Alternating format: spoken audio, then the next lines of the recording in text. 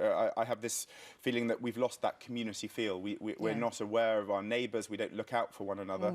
And actually, I think we need to do more of that now. And that's what really appeals to me about these new lives in the wild, that although a lot of these people live on their own in a remote place, often without neighbours, they're a very open people. They look after one another. And also in that situation, your neighbour might not be right beside you. They might be like hundreds of miles away, but you need them. If something goes wrong, that's when you really all have to come together as a community. You're absolutely right. Well, and a lot of these people that I visit in New Lives in the Wild are getting on a bit. A lot of them are elderly, in fact.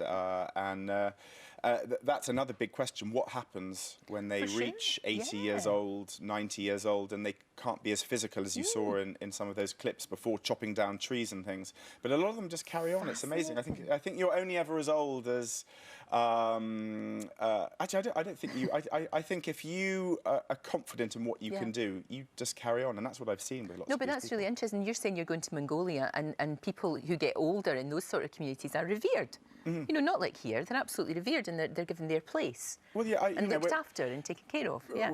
I spend so much time overseas, and when you explain how a lot of old people do end up in old people's homes, they cannot. They wouldn't understand. Cannot understand that. They don't get it. In the rest of the world, we look after one another. You know, your parents come in to live with you when they reach that age. It's all about that respect, and I think we've probably lost a little bit of that here. And that's what really appeals to me about the series. Is it's very much back to basics in every sense of the word. I do believe that we should do much more to stop people becoming overweight and obese in the first place. So that starts at school.